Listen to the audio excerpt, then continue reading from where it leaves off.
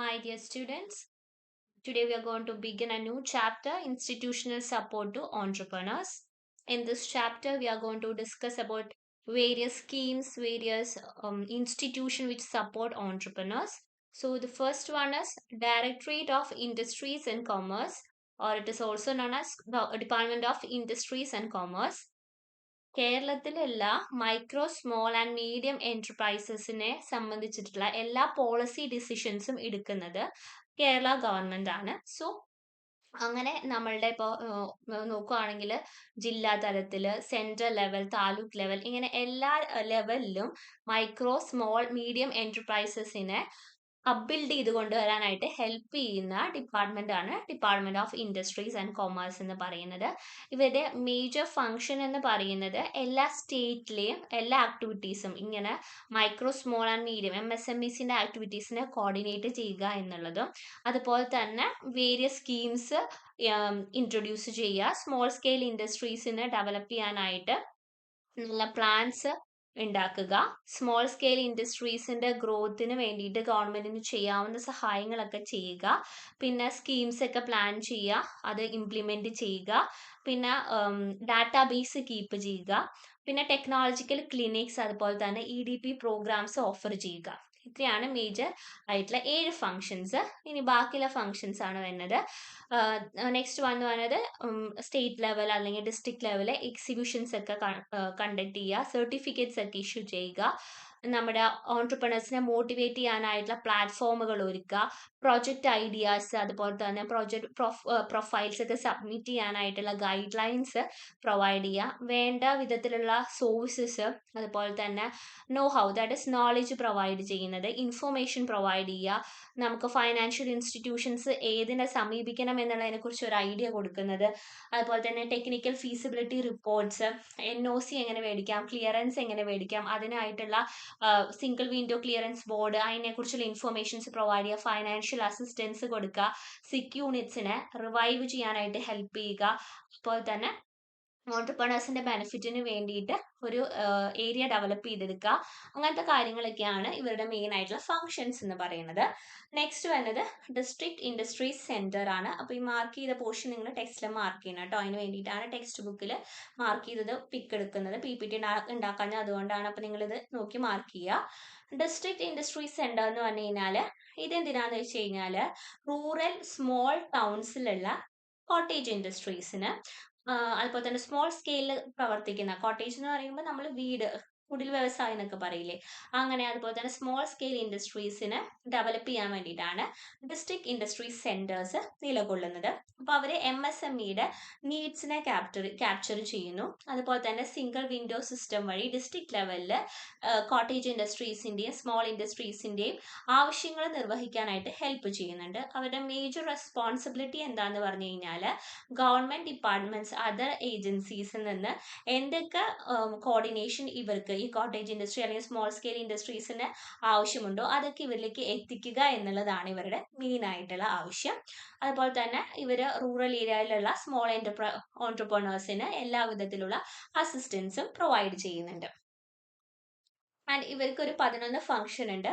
First one എന്ന് പറയുന്നത് പുതിയ ഓൺടർപ്രണേഴ്സിനെ കണ്ടുപിടിക്കുക, ടെക്നിക്കൽ അഡ്വൈസസ് ഒക്കെ പ്രൊവൈഡ് ചെയ്യുക, ഫൈനാൻഷ്യൽ അസിസ്റ്റൻസ് പ്രൊവൈഡ് ചെയ്യുക, ആപ്ലിക്കേഷൻസ് ഒക്കെ എങ്ങനെ ഫുൾഫിൽ ചെയ്യണം, അതുപോലെ തന്നെ പുതിയ ലാൻഡ് ആൻഡ് ബിൽഡിംഗ് ഒക്കെ വാങ്ങുന്ന സമയത്ത് എന്തൊക്കെയാണ് അവർ നോക്കേണ്ടത്, എന്തൊക്കെ സ്കീമിൽ അവർക്ക് ഉൾപ്പെടുത്താൻ കഴിയും, പിന്നെ ഇൻഡസ്ട്രീസിന്റെ ലോൺ സ്കീമിനെ കുറിച്ച് അവയർ ആക്കി കൊടുക്കുക, ക്ലിയറൻസ് വാങ്ങാനുള്ള കാര്യങ്ങൾ എന്തൊക്കെയാണെന്നുള്ളത് പഠിപ്പിച്ചു കൊടുക്കുക, പിന്നെ നമ്മൾ റോ മെറ്റീരിയൽസ് അല്ലെങ്കിൽ സപ്ലൈസ് അങ്ങനെയുള്ള കാര്യങ്ങളിലൊക്കെ എന്തെങ്കിലും റെക്കമെൻഡേഷൻസ് ആവശ്യമായിട്ടുണ്ടെങ്കിൽ അതൊക്കെ പറഞ്ഞു കൊടുക്കുക. അതായത് ഒരു മെറ്റീരിയൽ ആരിൽ നിന്ന് വാങ്ങണം, എവിടെ നിന്ന് വാങ്ങണം എന്നുള്ള കാര്യങ്ങളൊക്കെ പറഞ്ഞു കൊടുക്കുക, ഫൈനാൻഷ്യൽ അസിസ്റ്റൻസ് കൊടുക്കുക, സബ്സിഡീസ് പ്രൊവൈഡ് ചെയ്യുക, അതിന്റെ സബ്സിഡീസിന് എങ്ങനെയൊക്കെ അവർക്ക് സബ്സിഡിയുടെ ബെനിഫിറ്റ് കിട്ടാനായിട്ട് സാധിക്കും, അപ്പൊ എന്തൊക്കെ കാര്യങ്ങൾ ചെയ്യണം എന്നുള്ളത് പറഞ്ഞു കൊടുക്കുക, റൂറൽ ഓൺടർപ്രണേഴ്സിന് ട്രെയിനിങ് കൊടുക്കുക, സെൽഫ് എംപ്ലോയ്മെന്റ് സ്കീം ഇൻട്രൊഡ്യൂസ് ചെയ്യുക. ഇതാണ് മേജർ ആയിട്ട് വരുന്ന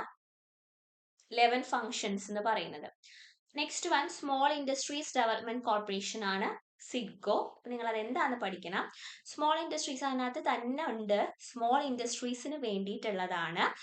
സ്മോൾ ഇൻഡസ്ട്രീസ് എന്ന് പറയുമ്പോൾ അവരുടെ ഇൻസ്റ്റോളേഷൻ മുതൽ, അതായത് ആ ഒരു ബിസിനസ് ഐഡിയ ജനറേറ്റ് ചെയ്ത് ആ ബിസിനസ് സ്റ്റാർട്ട് ചെയ്യുന്ന അതിൻ്റെ ഇൻസ്റ്റോളേഷൻ, അതിൻ്റെ പ്രൊഡക്ഷൻ സ്റ്റാർട്ടിങ്, അങ്ങനെ എല്ലാം A to Z കാര്യങ്ങളിൽ സിഡ്കോ ഹെൽപ്പ് ചെയ്യുന്നതാണ്. അപ്പോൾ സിഡ്കോയുടെ ഫംഗ്ഷൻ എന്ന് പറഞ്ഞത് സ്മോൾ സ്കെയിൽ ഇൻഡസ്ട്രീസിൻ്റെ ഇൻസ്റ്റോളേഷൻ മുതൽ തുടങ്ങുന്നതാണ്.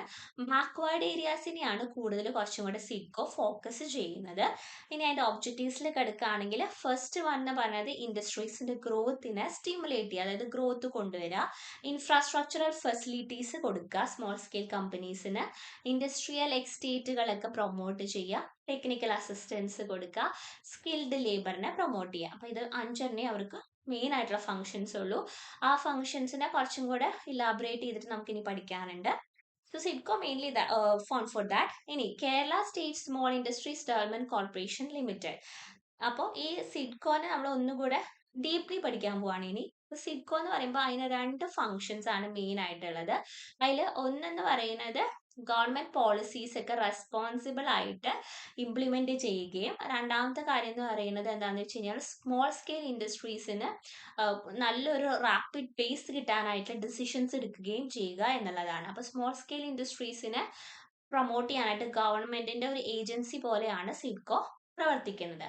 അതിൽ ഫസ്റ്റത്തെ ഫംഗ്ഷനിൽ പറയുന്നത് എന്താണെന്ന് വെച്ച് കഴിഞ്ഞാൽ supplies raw materials, scarce raw materials, ലഭ്യമല്ലാത്ത റോ മെറ്റീരിയൽസിനെ ഇൻഡസ്ട്രീസിലേക്ക് അല്ലെങ്കിൽ സ്മോൾ സ്കെയിൽ ബിസിനസ്സിലേക്ക് എത്തിക്കുന്നതാണ് സിഡ്കോയുടെ ആദ്യത്തെ ഫംഗ്ഷൻ. രണ്ടാമത്തത് ഇങ്ങനെയുള്ള കമ്പനീസിന് വേണ്ടത്ര മാർക്കറ്റിംഗ് അസിസ്റ്റൻസ് കൊടുക്കുക. എങ്ങനെ മാർക്കറ്റിംഗ് ചെയ്യണം, അല്ലെങ്കിൽ ആ മാർക്കറ്റിനെ അവർക്ക് എങ്ങനെയൊക്കെ ക്യാപ്ചർ ചെയ്യാൻ പറ്റും എന്നുള്ളതൊക്കെ സിഡ്കോ ഹെൽപ്പ് ചെയ്യുന്നുണ്ട്.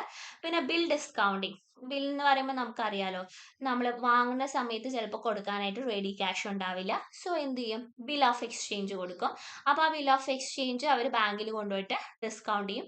ബിഫോർ ഡേറ്റ് നമ്മൾ അത് ചെയ്യുകയാണ്, അതായത് അതിന് മെച്യൂരിറ്റിക്ക് മുൻപ് നമ്മൾ ചെയ്യുകയാണെങ്കിൽ അത് ബാങ്ക് റീഡിസ്കൗണ്ട് ചെയ്യും. അപ്പോൾ ഈ ബിൽസ് ഒക്കെ ഡിസ്കൗണ്ട് ചെയ്യാനായിട്ട് സിഡ്കോ ഹെൽപ്പ് ചെയ്യുന്നുണ്ട്.